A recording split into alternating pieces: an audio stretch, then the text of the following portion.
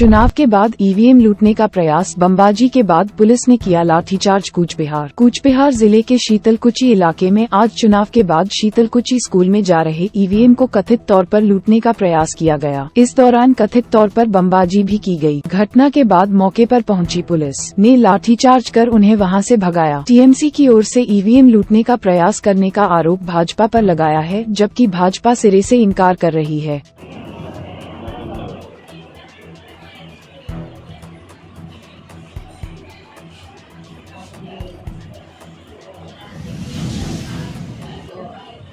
সকাল থেকে এখানে শান্তিপূর্ণ ভোট হয়েছে এবং আমাদের কাছে একটা খবর ছিল, যখন ব্যালট বাক্সগুলো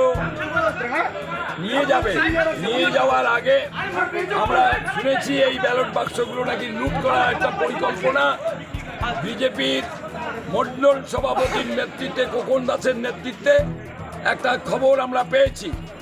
আমি যথারীতি আমাদের দলীয় যেখানে বলার সেখানে আমি বলেছি এবং পরবর্তীতে আমি শীতলকুচি থানার আধিকারিকদেরকেও আমি বারবার মেসেজ করেছি, তার প্রমাণ আমার কাছে আছে। কিন্তু আমরা দেখেছি পুলিশ এসেছিল, কিন্তু সংখ্যায় সেটা কম ছিল। এর পরবর্তীতে আমাদের পুলিং এজেন্ট দুটো বুথ এখানে আছে, সেই পুলিং এজেন্টদের নিরাপত্তা দেওয়ার জন্য আমরাও কিছু ছিলাম। ঠিক এর মধ্যেই বিজেপির প্রায় 100 থেকে 150 ছোট বাচ্চা টাচ্চা সবাই মিলে অন্ধকারে লুকিয়েছিল। আমাদেরকে পুলিশ প্রশাসনের, আমাদের শীতলকুচি থানার মেজবাবু নবীন বড়া সাহেব ছিলেন, তিনি আমাদের পুলিশের উপস্থিতিতেই বোমাবাজি ঘটনা ঘটেছে। আমরা নবীন বড় মেজবাবুকে আমরা বললাম, মেজবাবু বললেন আমরা ম্যাটারটা দেখছি, আপনারা সাইডে থাকুন। ঠিক এই ইতিমধ্যেই নবীনবাবু যেখানে দাঁড়িয়েছিলেন তার থেকে 5-6 ফুট দূরে একটা বিশাল বড় বোমা এসে ফাটলো নবীনবাবু মেজবাবুর সামনে। আমরা পিছিয়ে গেলাম, পরপর 4টে বোমা বিজেপির যারা ছিলেন, সাক্ষী আছে নবীনবাবু এবং 3 জন পুলিশ স্টাফ ছিলেন, তারা প্রত্যক্ষভাবে দেখেছেন। আমরা অল্পর জন্য বেঁচে গেছি এবং পুলিশ প্রশাসনের শীতলকুচির মেজবাবু নবীনবাবু অল্পর জন্য বেঁচে গেছেন, ভাগ্য সহায় ছিল। আমরা অনেকক্ষণ থেকে বলছি এখানে একটা ঘটনা হতে পারে, আমাদের কাছে খবর ছিল, তা সত্ত্বেও প্রশাসনিকভাবে সেভাবে কোনো ব্যবস্থা নেওয়া হয়নি। একটা গাড়িতে একজন সাব ইন্সপেক্টর আর 2 জন কনস্টেবল ছিল। আজকে ভাগ্য ভালো, তারাও বেঁচে গেছে এবং আমরাও বেঁচে গেছি। আমরা আশা করছি প্রশাসনের উপর আস্থা আছে আমাদের, প্রশাসন এই ব্যাপারে যথেষ্ট ব্যবস্থা নেবেন এবং আমরা চাই शीतलकुची शांतिपूर्ण थाकुक, एटाई हमरा चाই। कूचबिहार के दिनहाटा इलाके में चुनाव संपन्न होने के बाद भी हिंसा रुक नहीं रही है। दिनहाटा 1 नंबर ब्लॉक के सीताई इलाके में भाजपा के बूथ सभापति बुदा रॉय पर जानलेवा हमला करने का आरोप टीएमसी कर्मियों पर लगा है। इस हमले में उन्हें गंभीर चोटें आई है। बाद में उन्हें इलाज के लिए अस्पताल में भर्ती कराया गया है।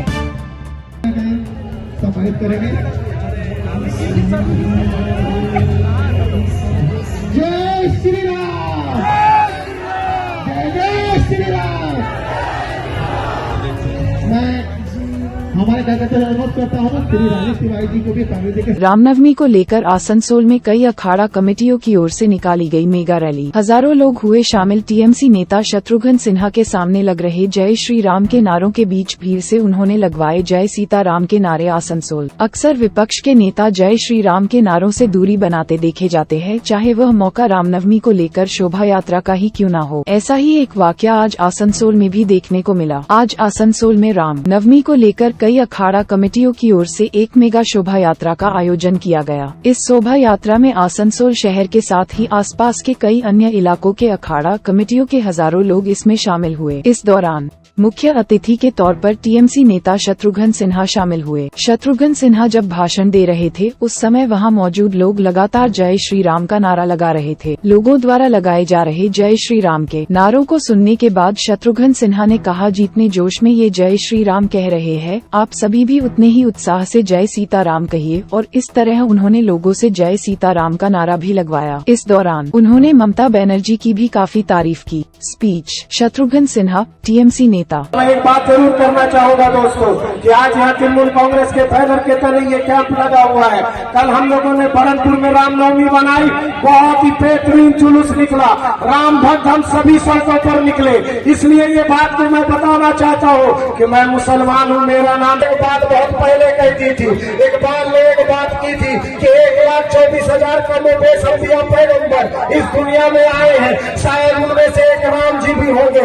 लेकिन आपको मैं एक बात बताना चाहता हूँ, मैंने रामायण पढ़ी नहीं है, मैंने राम जी की जिंदगी को देखा नहीं है, लेकिन यहाँ पर मेरे वो तृणमूल कांग्रेस और ममता जी के वो लड़ाई में मैं माध्यम बना था, सिपाही था या सिपा सालार था। आपने जो जिताया वो मैं कभी भूल नहीं सकता। और शायद यही वजह है कि आज मैं हर जगह कहता हूं कि आज मेरे 3 घर हैं। एक मुंबई में है, या उसके पहले एक पटना में है, और अब मेरा एक घर आसनसोल भी है। मैं पहली बार में आसनसोल में जब देखा था, हमने एक बोर्ड लिखा था सिटी ऑफ ब्रदरहुड, वो एकदम दिल को भा गया। यही होना चाहिए।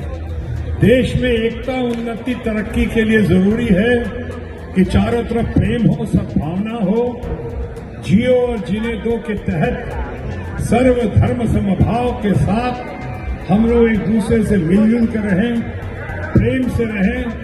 आसनसोल में यही देखा हमने, और मैं चाहता हूं, यही मेरा सपना है कि पूरे देश में ऐसा ही वातावरण हो। मैं हर त्योहार में, हर पर्व में आता रहा हूं, हर महीने 2-3 बार तो कम से कम जरूर आता रहा हूं। 10-15 दिन तक हर महीने आसनसोल में रहा है, आपको पता है। लेकिन सबसे अच्छी बात देखी हमने आसनसोल में कि यहाँ पे लोग, हर मजहब के लोग, हर जाति और हर जात के लोग कितने बढ़िया से शरीक होते हैं, मिलजुल कर त्योहार मनाते हैं, मिलजुल कर एक दूसरे की हौसला अफजाई करते हैं। धन्य हमारा आसनसोल, धन्य हमारे बंगाल की संस्कृति, बंगाल का कल्चर, बंगाल की भाषा और बंगाल का प्रेम। आप तमाम लोग जिंदाबाद, आपका घर आबाद रहे, आपनी भालो ठाकुर, स्वस्थ ठाकुर, और जितने जोश में ये कह रहे हैं जय श्री राम, उसी उत्साह के साथ आप सब कहें मिलजुल कर कि जय जय सीताराम, जय जय सीताराम, जय जय सीताराम। आप तमाम लोगों को बहुत बहुत बधाई हो, शुभेच्छा हो, और बच्चों को, छोटों को शुभाशीष। धन्यवाद। जय बांग्ला, जय हिंद। और अब कार्यक्रम खत्म हुआ है, तब खामोश। और अगर हमें नजगारों को 5, 10, 15, 20 चार्जेस को चले आई हो, माँ भवानी की सौगंध तुम में से एक भी जिंदा वापस न रहेगा। कह रहे हैं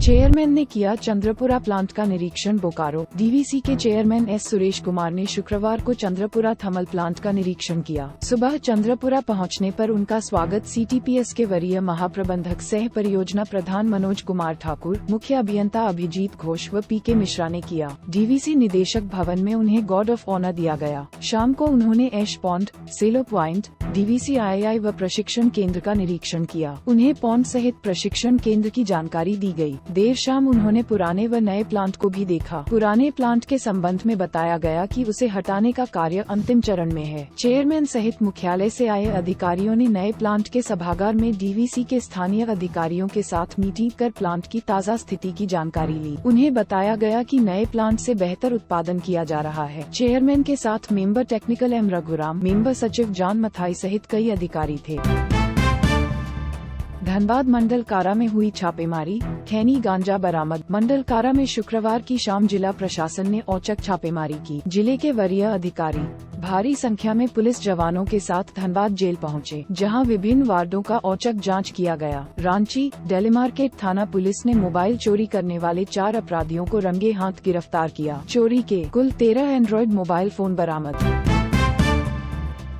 रांची 21 अप्रैल को रांची के धुर्वा स्थित प्रभात तारा मैदान में उलगोलान न्याय महारैली। रांची में राजनीतिक गतिविधियां बढ़ गई हैं। इसे लेकर जोर शोर से तैयारी शुरू हो गई है। झारखंड की राजधानी रांची में बड़े बड़े पोस्टर और होर्डिंग्स लगाए गए हैं। पोस्टर में झारखंड के पूर्व मुख्यमंत्री हेमंत सोरेन और उनकी पत्नी कल्पना सोरेन की बड़ी तस्वीर लगाई गई है। वहीं दूसरे पोस्टर में झारखंड के स्वतंत्रता सेनानियों का फोटो सबसे ऊपर लगाया गया है। कुछ पोस्टर में शिबू सोरेन, CM चंपाई सोरेन की फोटो है। इसके बाद गठबंधन दल के नेता शिबू सोरेन, मल्लिकार्जुन खड़गे, राहुल गांधी, लालू यादव, फारूक अब्दुल्ला, दिल्ली के CM अरविंद केजरीवाल की पत्नी सुनीता केजरीवाल, पंजाब के CM भगवंत मान, अखिलेश यादव, तेजस्वी यादव, संजय सिंह, सीताराम येचुरी, दीपांकर भट्टाचार्य की भी तस्वीर लगाई गई है। इंडिया गठबंधन की उलगोलान न्याय महारैली को लेकर SSP ने किया प्रभात तारा मैदान का निरीक्षण। रांची में होने वाले इंडिया गठबंधन उलगोलान न्याय महारैली को लेकर रांची पुलिस ने सुरक्षा को लेकर तैयारी शुरू कर दी है। देश भर के बड़े लीडर्स लालू प्रसाद यादव, राहुल गांधी सहित कई नेता रांची आ रहे हैं, इसलिए एयरपोर्ट से लेकर होटल और प्रभात तारा मैदान में सुरक्षा के कड़े इंतजाम रहेंगे। इस दौरान SSP, सिटी SP, SDM सहित कई अधिकारी मैदान का निरीक्षण करने नजर आए।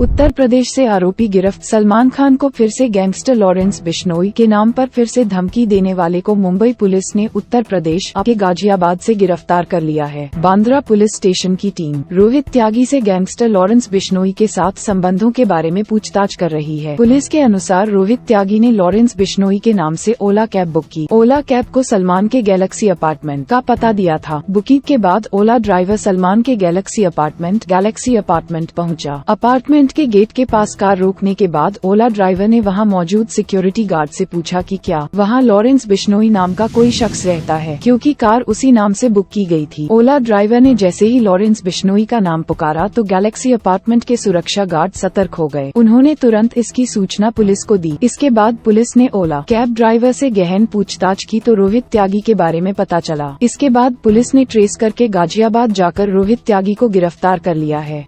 इससे पहले सलमान खान के घर पर फायरिंग करने वाले सागर पाल और विक्की गुप्ता को गुजरात के भुज से गिरफ्तार अरेस्ट किया गया था। अदालत में पेश करने के बाद दोनों को पुलिस हिरासत में भेज दिया गया। पूछताछ के दौरान नया मामला सामने आने से सलमान खान के समर्थकों में चिंता झलकने लगी है।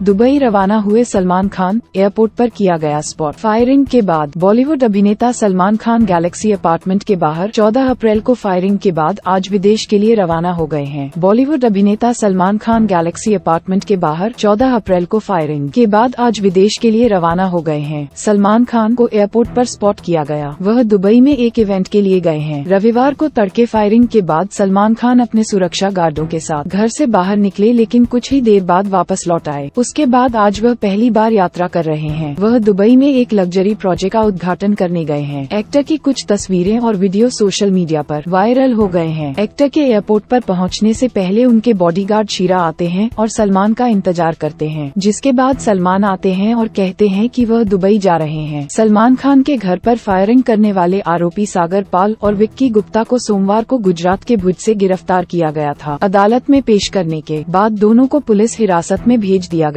फिलहाल पुलिस इस मामले में शामिल अन्य आरोपियों की तलाश कर रही है।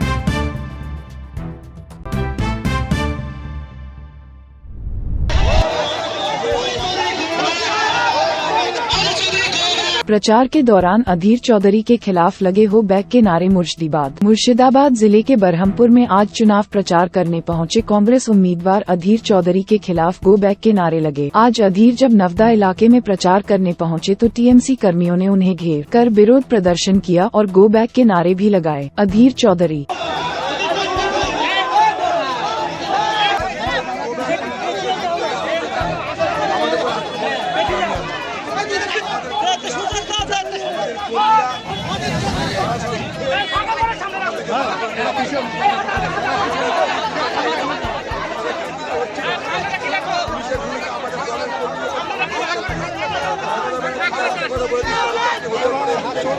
आज আমার উপর হামলা হলো। আমরা কি আপনাদের বলি আপনার তারা আমার উপর হামলা করবার চেষ্টা করেছিল। আমি ওখানে বসে বসে বলেছি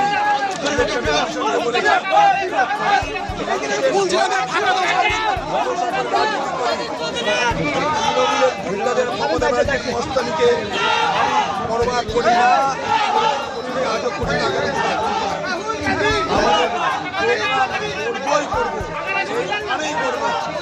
এই দেখুন কংগ্রেসের লোকরা ওখান থেকে তৃণমূলের লোকদেরকে যখন হামলা করছে আমাদের লোক পুলিশ ওখানটাই লালিপপ খাচ্ছে দাঁড়িয়ে দাঁড়িয়ে। এই বাংলায় কেন্দ্রীয় খোঁজ এই কারণে পেয়েছি সেন্ট্রাল ফোর্স ভোট হবে এবং ভোট আমরা করাবো। আবার বলছি এত প্রস্তুতি করার পরেও যদি দেখাতে পারি পার্টি করা ছেড়ে দেবো।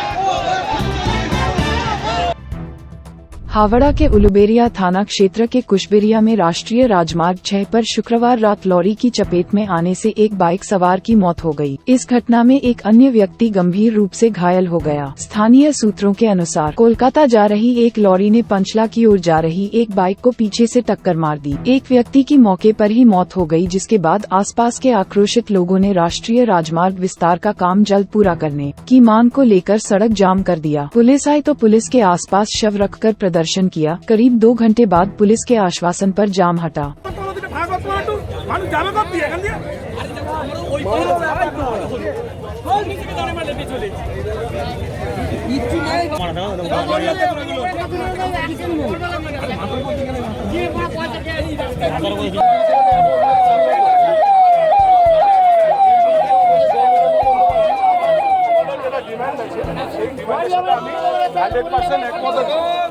ঠিক আছে আমি ঠিক আছে আরে ভাই আপনি বলুন আমি 100% একমত আছি। অ্যাক্সিডেন্ট তো হচ্ছে, এটা তো অস্বীকার করা যাবে না, এটা সবার সামনে এটা লুকানোর ব্যাপার না। ওর এর যাতে ফ্যামিলি যে পরিমাণ যেটা আমাদের করলে পরে ওর ফ্যামিলি উপকৃত হবে এটা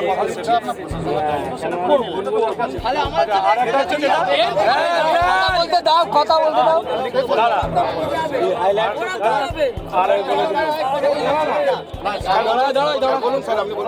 আর একটা কথা হচ্ছে যেটা অ্যাক্সিডেন্ট হচ্ছে এটা কি কারণে হচ্ছে আমাদের ভাবতে হয়। এটা আমরা এখানকার যারা লোকাল লোক আছে তাদের সাথে আমরা আলোচনা করবো। ইভেন সেটা কালকে কথা বলবো। आधी रात को मौलानी बाजार में भीषण आग लग गई। यह विनाशकारी आग की घटना जलपाईगुड़ी जिले के क्रांति ब्लॉक के मौलानी बाजार में हुई। मालूम हो कि शुक्रवार की रात करीब 12 बजे क्रांति ब्लॉक के इस बाजार में स्थानीय लोगों ने एक दुकान से आग निकलती देखी। उन्होंने ही सबसे पहले आग पर काबू पाने की कोशिश की। देखते ही देखते आग फैल गई। इसकी सूचना मैनागुड़ी फायर स्टेशन को दी गई। सूचना मिलते ही मैनागुड़ी फायर स्टेशन की एक गाड़ी मौके पर पहुंची। क्रांति चौकी की पुलिस भी मौके पर आ गई। इससे पहले बाजार की 2 3 दुकानें पूरी तरह जलकर खाक हो गयीं। दमकल कर्मी काफी देर तक आग बुझाने में जुटे रहे। आग में 4 दुकानें, 3 गोदाम और एक घर पूरी तरह जलकर खाक हो गए। हालांकि आग लगने के कारण का तत्काल पता नहीं चल पाया है।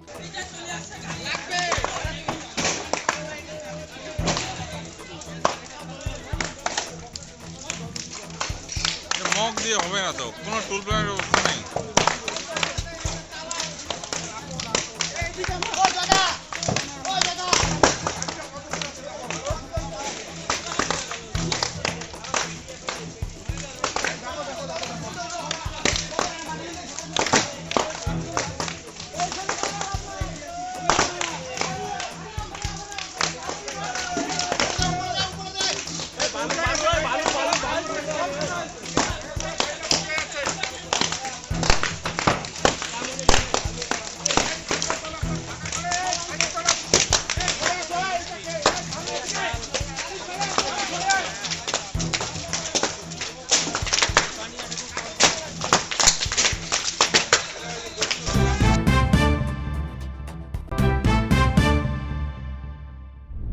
वाजपेयी और आडवाणी के जमाने में लोकशाही वाली भाजपा अब मोदी के दौर में तानाशाही का रूप ले चुकी है। शत्रुघ्न सिन्हा ने आज कहा कि 2 आदमी मिलकर देश को चला रहे हैं। अपनी खामियों को छुपाने के लिए चिल्ला चिल्लाकर भ्रष्टाचार और परिवारवाद के बारे में बोल रही है। वाजपेयी और आडवाणी के जमाने में लोकशाही वाली भाजपा अब मोदी के दौर में तानाशाही का रूप ले चुकी है। जब मैंने देखा को लोकशाही अब तानाशाही बन रही है तो मैंने कह दिया खामोश, क्योंकि हम खुददार लोग हैं। पीएम मोदी को लेकर उन्होंने कहा कि ये प्रधानमंत्री कम और प्रचार मंत्री ज्यादा दिखते हैं। हर चुनाव में ये सिर्फ प्रचार करते दिखते हैं। ये 8,500 करोड़ के विमान में भ्रमण करते हुए प्रचार करते रहते हैं, तो आप काम कब करिएगा? उन्होंने आरोप लगाते हुए कहा कि जितना परिवारवाद और भ्रष्टाचार भाजपा में है उतना कहीं और नहीं है। उन्होंने आगे आरोप लगाते हुए कहा कि जिन दवा बनाने वाले कंपनियों के उत्पाद रिजेक्ट कर दिए गए थे, उन्होंने जब हजारों करोड़ रुपए चंदा दिया तो उनका दवा पास कर दिया गया। शत्रुघ्न सिन्हा, टीएमसी नेता। भारतीय जनता पार्टी या एनडीए,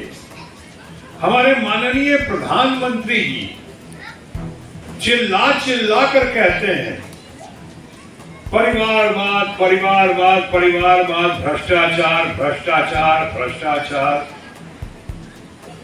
मैं दावे के साथ कह सकता हूं, मैं भारतीय जनता पार्टी में 27-28 साल रह चुका हूं। आपको पता है, मैं खुद छोड़कर आया वहां से, क्योंकि मुझे लगा कि जो भारतीय जनता पार्टी, जो फादर फिगर अटल बिहारी वाजपेयी जी के जमाने में गुरु, अल्टीमेट गुरु, friend, philosopher, guide Lal Krishna Advani ji के जमाने में जो भारतीय जनता पार्टी लोकशाही पे चलती थी, वो अचानक धीरे धीरे, slowly but surely, Narendra Modi ji के जमाने में लोकशाही ने तानाशाही का रूप ले लिया, डिक्टेटरशिप का रूप ले लिया। इतना ज्यादा घमंड, यानी इनको मैं कहता था 1 man show and 2 man army.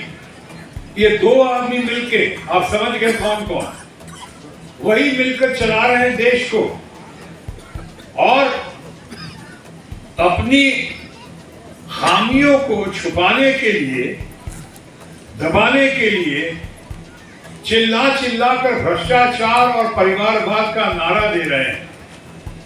मैंने देखा जब तानाशाही आ गई लोकशाही से, तो हमने कहा खामोश, खामोश, अभी बर्दाश्त नहीं होगा।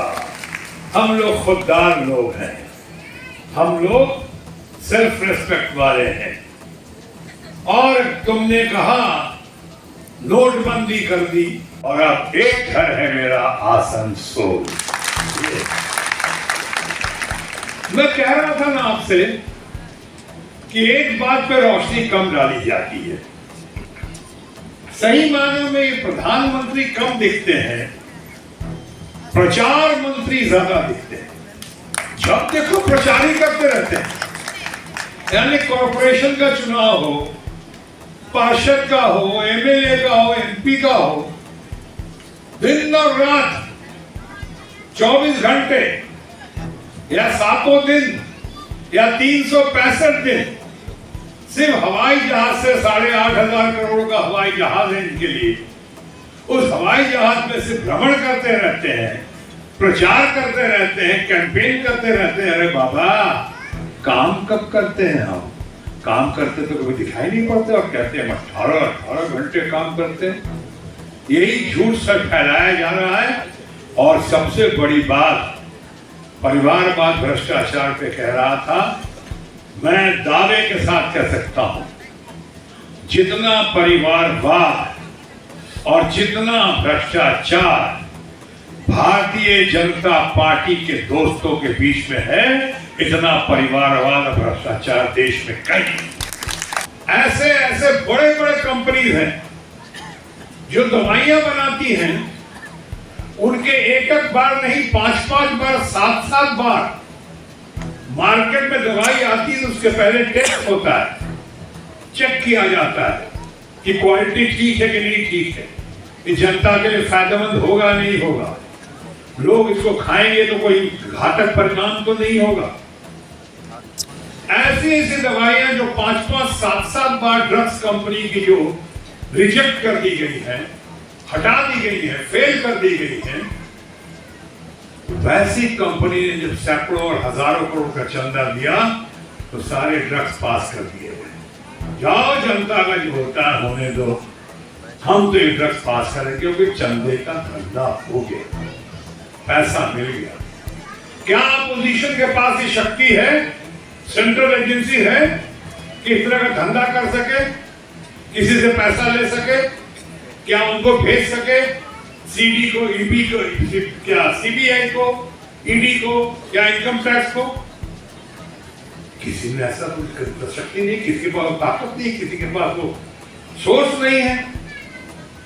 और सबसे बड़ी बात कि चंदे का धंधा, इलेक्ट्रल बॉन्ड के घोटाला को भारत के सुप्रीम कोर्ट ने कहा है अनकॉन्स्टिट्यूशनल, गैर संवैधानिक है, गैर कानूनी है। ये संविधान का बहुत बड़ा अपमान है, मजाक है, संविधान के खिलाफ है। ये इतनी बड़ी बात कर दी और उसको हमारे माननीय प्रधानमंत्री जी, हमारे दोस्त, उसको जस्टिफाई करने की कोशिश कर रहे हैं। यानी कि हमारे बिहार में, बिहार से बहुत सारे लोग होंगे, हमारे बिहार में कहते हैं थेथराई। थेथराई का क्या अंग्रेजी में होगा हम नहीं जानते हैं। यहाँ थेथराई कर रहे हैं, चोरी ऊपर सीना चोरी। ये ठीक ही राहुल गांधी जी ने कहा है कि चोरी पकड़ी गई, लेकिन उस बात को दबाया जा रहा है। बहुत कम जगह सुन रहे होंगे आप, कहीं कहीं आता है, और खास कर बहुत सारे मोदी मीडिया में तो बिल्कुल नहीं देखेंगे। मोदी मीडिया में तो देखने का सवाल ही नहीं पैदा होता। हाँ, कुछ लोग हैं जो उसको जाहिर कर रहे हैं, और इसीलिए मैं अपनी बात को संक्षेप में और समाप्त करने से पहले कहूं, इस ब्रीफिंग के पहले, कि भारत की वित्त मंत्री हैं, बहुत अच्छी महिला है,